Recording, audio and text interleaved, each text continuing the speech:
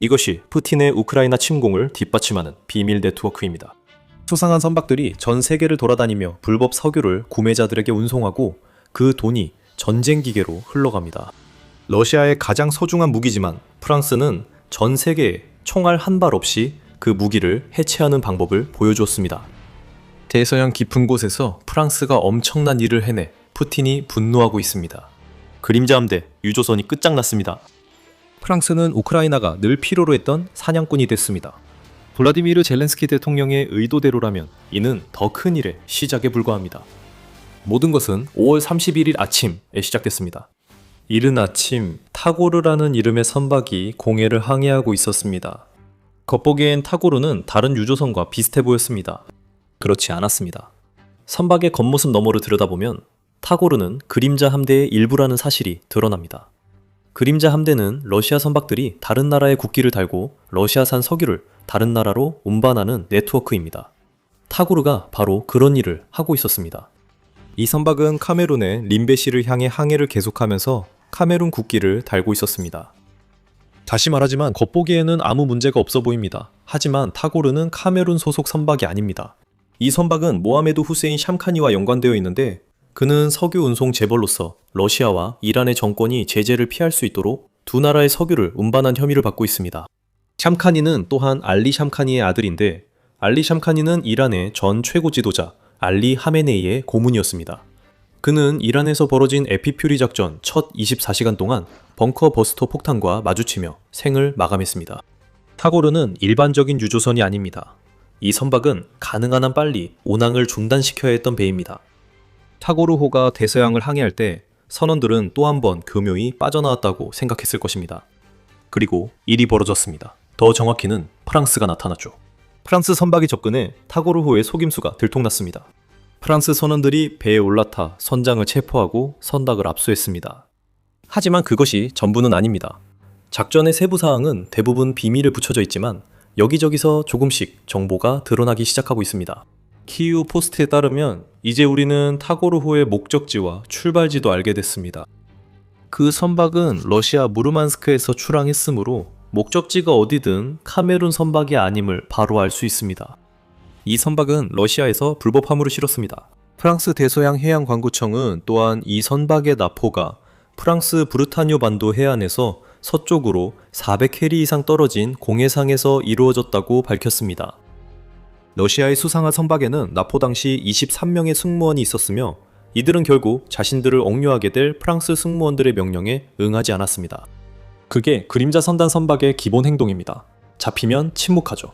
푸틴은 러시아 비밀 석유 운송이 공개되는 걸 원치 않습니다. 이상으로 이번 나포에서 프랑스가 한 역할에 대해 우리가 아는 건 이 정도입니다. 하지만 이야기는 여기서 조금 더 이어집니다. 프랑스가 비틀즈에게서 영감을 얻어 친구들의 작은 도움을 받지 않았다면 이 모든 일은 불가능했을 것입니다. 푸틴이 우크라이나 침공 후 그의 골칫거리였던 또 다른 나라가 이번 작전에서 프랑스에 도움을 줬다고 해야 할까요? 아니면 헬리콥터를 내줬다고 해야 할까요? BBC는 영국 국방부가 타고르를 포획하는데 프랑스를 돕기 위해 헬리콥터를 제공했다고 확인했다고 보도했습니다. 다시 말하지만 자세한 내용은 거의 알려지지 않았습니다. 우리는 선박을 압수하는 과정에서 총격이 없었다는 것만 알고 있습니다. 영국이 밝힌 전부는 그 헬리콥터가 이전에 HMS 서머셋에 탑재되어 있었고 프랑스 작전을 지원하기 위해 추적 및 감시에 참여했다는 것입니다. 네, 헬리콥터는 그림자 함대 선박 위에 몇 시간씩 머물며 해당 선박을 억류하려는 함정들에게 위치를 계속 전달할 수 있습니다.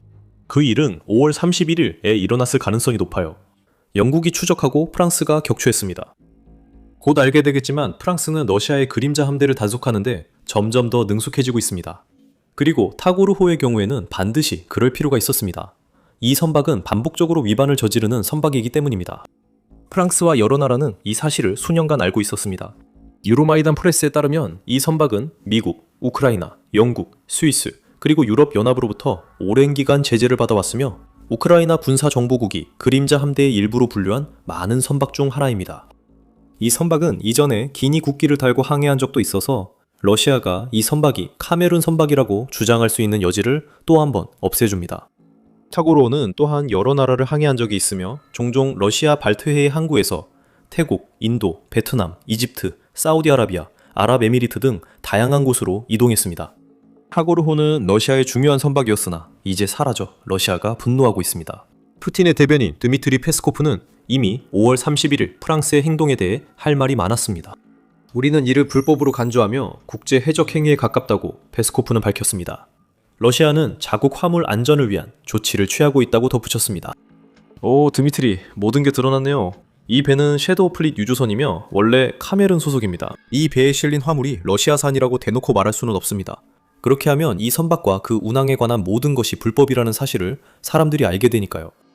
프랑스 대통령 마크롱은 6월 1일 X에 글을 올려 페스코프의 분노에 대응했습니다.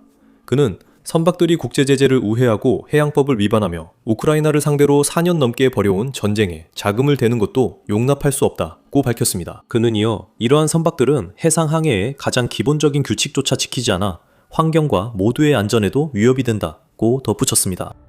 러시아, 네가 움직이게 될 거야. 화물이 프랑스 소유가 된 만큼 러시아가 자국 화물 안전을 위해 어떤 조치를 할지 지켜보는 것도 흥미롭겠습니다.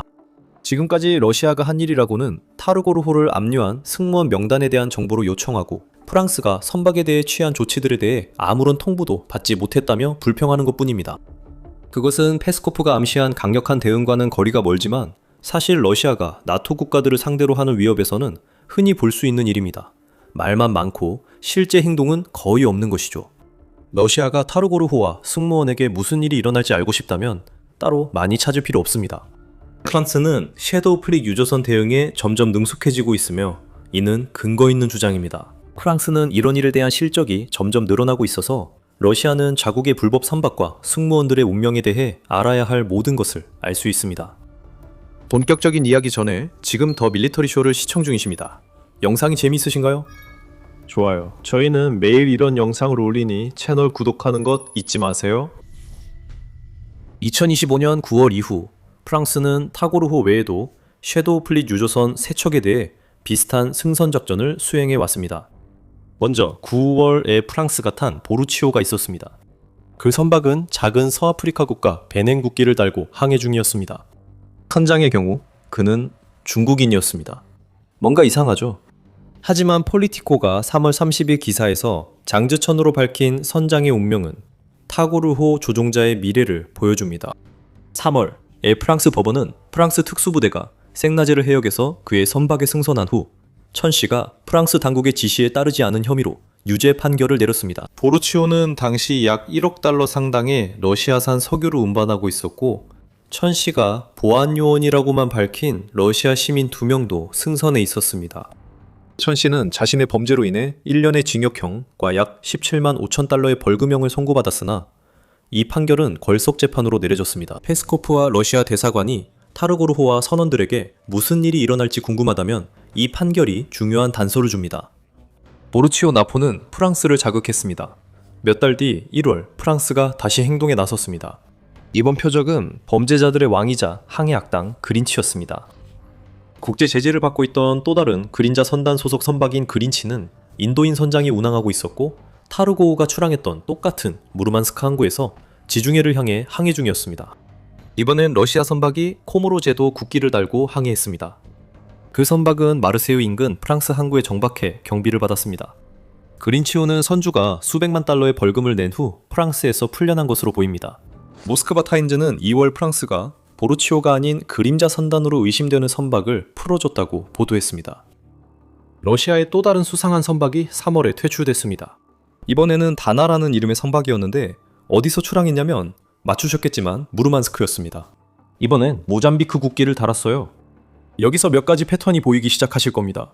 특히 러시아가 이용하는 항구들과 러시아가 그림자 선단을 들키지 않고 운항시키기 위해 아프리카 국가들을 어떻게 이용하는지에 대한 부분에서 말이죠. 이런 속임수는 다나오에게 통하지 않았고 다나오도 앞서 두 척과 5월 31일 프랑스가 승선한 배와 같은 운명을 맞았습니다.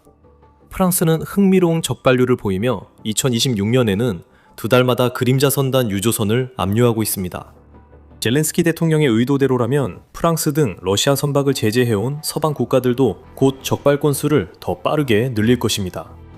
잠시 후 다시 이야기하겠습니다.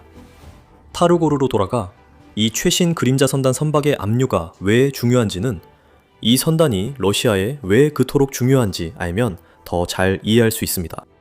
푸틴이 우크라이나를 침공한 이후로 푸틴은 오직 러시아가 우크라이나의 동맹국들이 시행한 제재를 피할 수 있도록 하기 위해 거대한 유조선 네트워크를 구축해왔습니다. 이 선박들은 최신형이 아닙니다.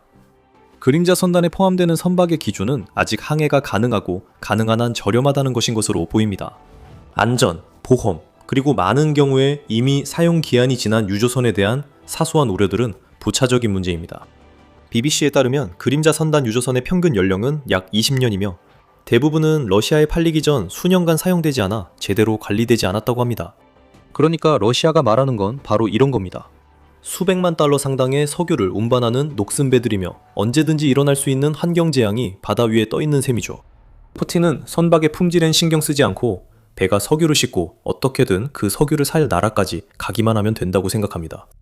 러시아는 이 두 목적 때문에 수십억 달러로 비밀 선박 네트워크를 구축했습니다. 정확한 수치를 파악하기는 어렵습니다. 그게 바로 이 모든 것의 핵심입니다. 러시아는 세계가 이 선박들에 대해 거의 알지 않기를 원합니다.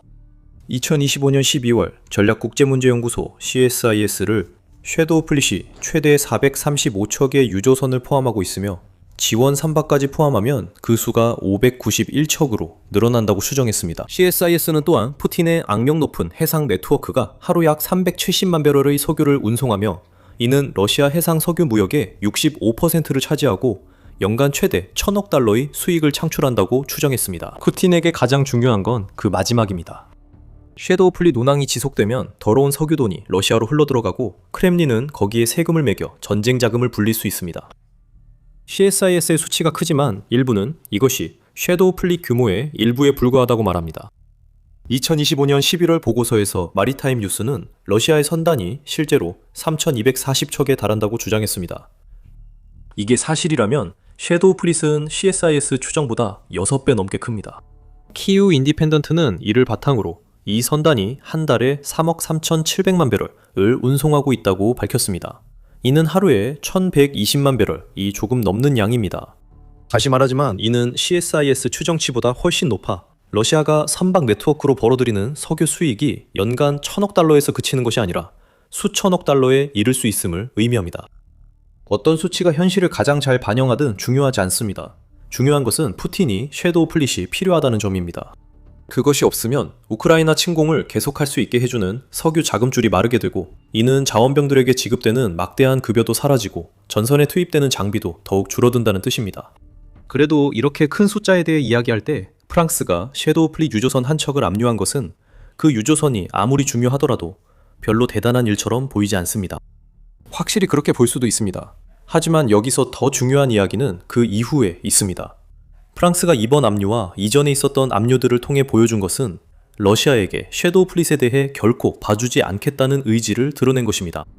프랑스는 수상한 유조선을 발견하면 모든 수단을 동원해 납포할 것입니다. 이에 러시아가 안전하다고 본 항모들도 더 이상 사용이 불가능해졌습니다. 제재 집행이 느슨해 뇌물을 받고 항해하던 선장들도 이제 프랑스 감옥에 갈 수 있다는 걸 알면 다시 생각하게 될 것입니다. 이 모든 것은 그림자 선단 운영 비용을 높이려는 목적입니다. 러시아의 노후 유조선들이 더 멀고 위험한 항로를 가거나 선원들이 승선을 꺼리게 만드는 것입니다. 위험이 커질수록 섀도우 함대가 창출하는 수익이 더 많이 깎이게 됩니다. 여전히 추가 조치가 필요하다는 것이 타고르호 납포 후 우크라이나 대통령 젤렌스키의 메시지입니다. 젤렌스키는 6월 1일 저녁 우크라이나 국민들에게 한 연설에서 이번 납포에 대해 언급하며 러시아 유조선이 또 한 번 납포되었습니다. 프랑스에 감사드립니다. 라고 말했습니다. 유럽이 강력한 조치를 취해 관련 법을 현대화하고 유조선이 단순 정지뿐 아니라 압류될 수 있도록 해야 합니다. 우크라이나는 이런 노고에 감사하며 젤렌스키의 말처럼 러시아 그림자 선단 대응을 강화해야 푸틴이 제재를 피하려는 비밀 네트워크 활용을 제대로 막을 수 있습니다. 새 법률이 도움될 것입니다. 러시아는 불평하겠지만 놀랄 일은 아닙니다.